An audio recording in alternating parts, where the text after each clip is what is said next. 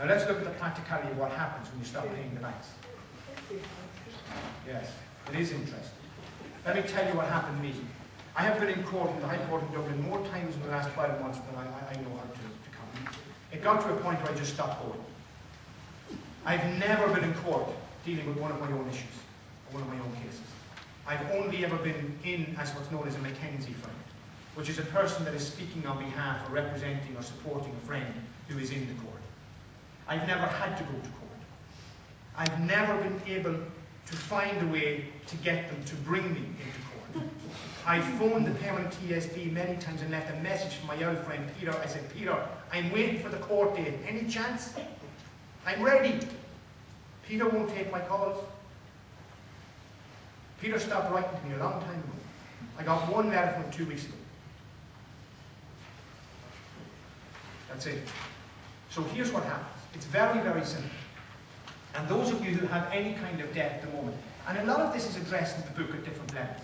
And the book is written not in a technical sense. It leaves out all the technical stuff. It just creates the big picture and lets you know where you can go with this. The key to this is to learn, to study. Everything is available on YouTube. Everything's on Google. Just Google debt, get out of debt, get out of debt free, dealing with the bankers, money is debt. Google all those words. You will download thousands upon thousands upon thousands of hours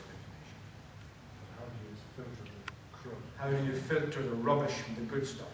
There is only one way in this world to identify what is right and what is good for you, and that is to read it from here. To read it, to feel what you're reading.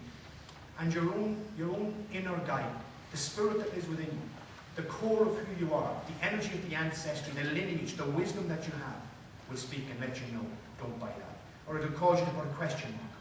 And it'll ask you to dig deeper to understand it. And then the stuff that is right, it will just lift up. Your spirit will just fly with it, and you'll know this is it. You may not understand it, but you'll know enough to take a risk with it. I did it for a long time. I sent letters off to the banks having no notion what the happen meant. I just thought, geez, that sounds good. And then I began to realize that a lot of the people in the banking system, they have no idea of anything outside their conditioning, outside their training. If you go into the average person who works front of desk, and you say to them, can you explain to me please what an asset is? They'll go and get a manager. Most of them. Can you explain to me please the process of lodgement and how that works? They get a manager. Can you explain to me how you identify the value of the currency I'm buying today? I'll get my manager. And then you go and you ask the manager a certain kind of question, he'll say, I'll go and get my manager. I'll go and get my manager. And the higher up the chain you go, until eventually you get to the top tier, there are 2 or 3 people at the top tier who know exactly what is going on. Why do you think they pay them $1 million a year? To shut them out.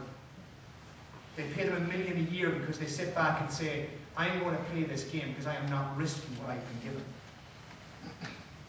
And what they need is you to say stupid. And what they need is for you not to believe that the land upon which you walk, the land that gives you a home, has every single resource in it to keep you healthy and to give you longevity.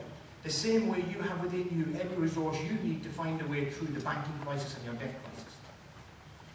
The system doesn't want you to know that the land can provide natural herbs and medicines that will heal you of any illness that life brings your way.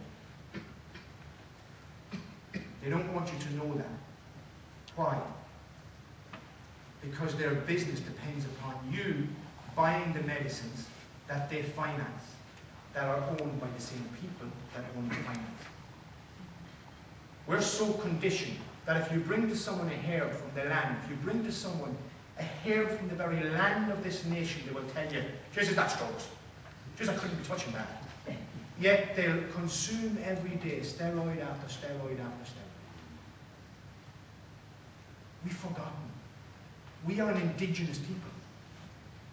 We are an island people, indigenous, with the wisdom of the land at our disposal to heal and cure everything, emotionally, psychologically, and physically.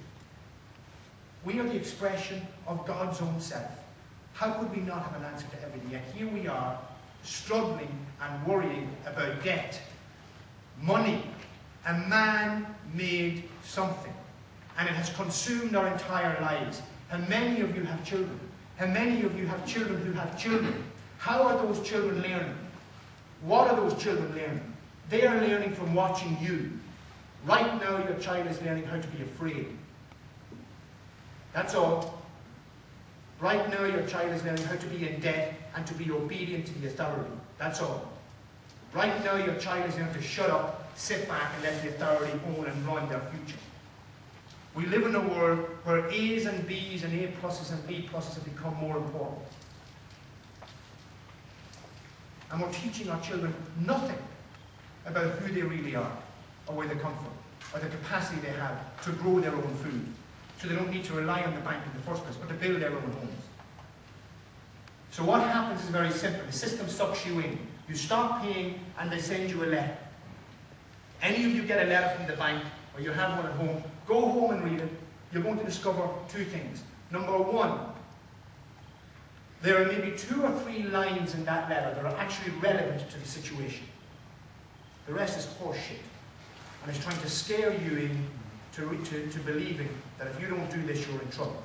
It's trying to remind you that you are powerless, and it's trying to remind you that they know more than you do, and it's trying to instruct and get into the very soul and the nature of who you are, to take control of the fear that lives within, so they don't have to worry about you saying no. The letter is designed to create fear. So is the big desk in the big room. So is the suit with the tie up to the neck. So are all of the things you'll see as you walk down the corridor. So are the legal people that hang around them. So are the legal fees, and the letter that says, if you do not pay this, you will be liable also for legal fees. So not bad enough that you owe them all this, you have to owe them all that, plus all the legal fees, and these guys charge 15, 10, 20, 30 grand a day, just to stand up and say, Your Honour, I agree with that, this fellow owes money, we'll have an adjournment come back next month. Because 20 grand isn't quite enough. Any of you ever go to a court? You go into a court at 11 o'clock in the morning and you'll see them like cattle in a trough. Head stuck in the paperwork. Yes, Your Honour, I'm here to represent that gentleman. He won't be here until later on, so we'll come in the second hearing, Your Honour. That's all right, bang. 5 grand spent, bump. Second hearing, 5 grand more, bump. Your Honour, we're not prepared, we need an adjournment. What do you need an adjournment for? Well, we need to write off to the bank, and we need to find this, and we need to find that. Well, that's a fair enough comment. I'm back in 6 weeks' time. Another 5 grand. It's the game. It's the game. And you need to understand that it's only a game. You need to understand the book addresses this quite seriously, and I'm going to talk about some of the information I learned that galled me so much I had to dig deep to find the man of peace inside me and to bury the man who's fucking angry and wants to hurt. I had to bury very deeply with love and compassion for myself the man that wants to rear up and really turn the tables on this. It's only a game.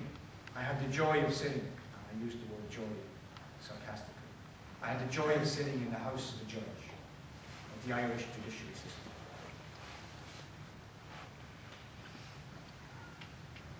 Off the record we spoke. And I said to him, is it not right for me as a free man of this land to stand up and to scream and to shout and to not accept what you are telling me, what your system is telling me is right? And he said to me, Marcus, the first thing you need to learn is you're not free. The judge in the system that governs the freedom of the people who tells me you're not free.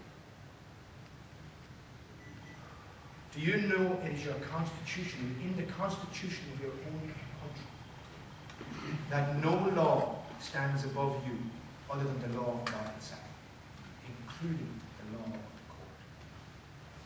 But if you go into a court under the auspices of their rule book, you lose every time. You are not, and it is not designed for you to win. This judge, I said to him, what about morals? What about ethics? What about integrity? What about right and wrong? And he laughed. Halfway through the bottle of wine I brought for him, hoping it would loosen his lips. And he said to me, Marcus, you're not getting it. And this is where people like you and the rest of this country go wrong.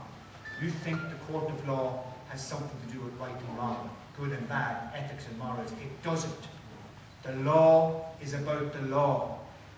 It's not about right and wrong. And the law is not about right and wrong. It is about the law. What we in the legal world do is we defend the law. That which is written in the books that they buy and that they reference.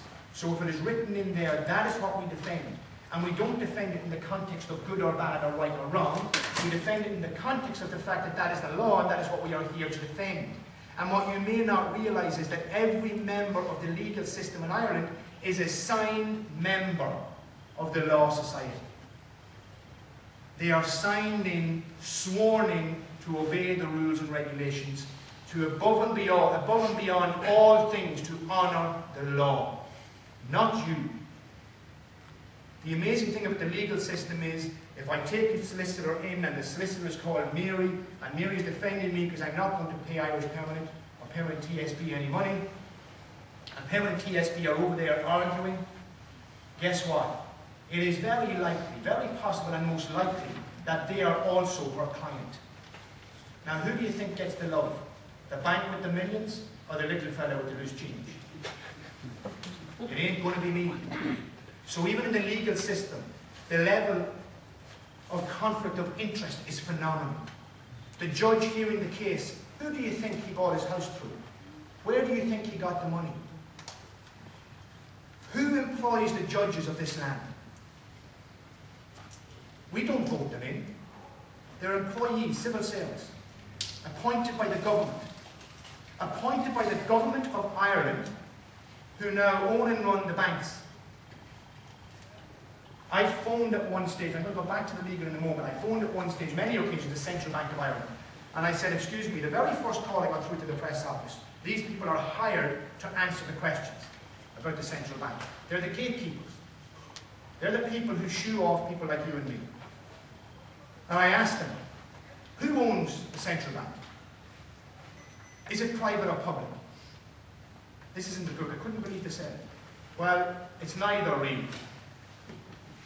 I feel it's got to be either private or public. There is no in between. It's either people owned or it's privately owned. Is it private or public? Well, it's kind of hard to describe. It's hard to define really. I said, are the employees civil service? No. Public service? No. Privately employed? Not really. The press office in the Central Bank. I could not believe it. I could not believe it. I hounded them.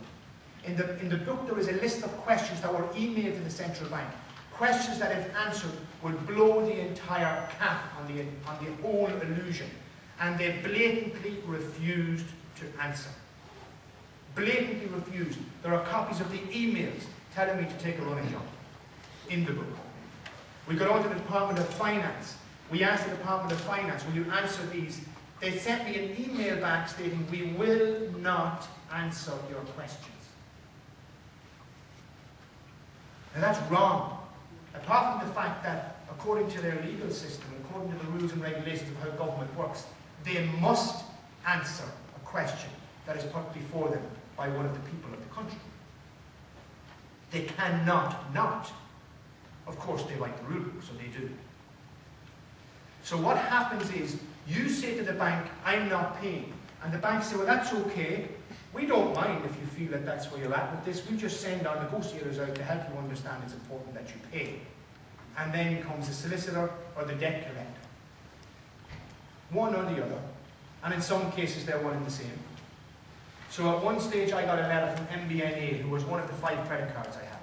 And I just decided I'm not paying anybody anymore. And I was on the phone, and my wife will tell you the months and the months of phone calls, recorded conversations. Every day I'd sit down for hours and I'd write letters and I'd register them and I'd post them.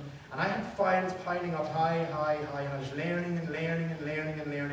And one day, the good Lord herself, wherever she is, smiled upon me, and I got what I think was a new person in MBNA on the phone. I think she sounded 21, 22. She was nervous, she was afraid. She was reading from a script. She clearly didn't see the bit that said, stop reading here.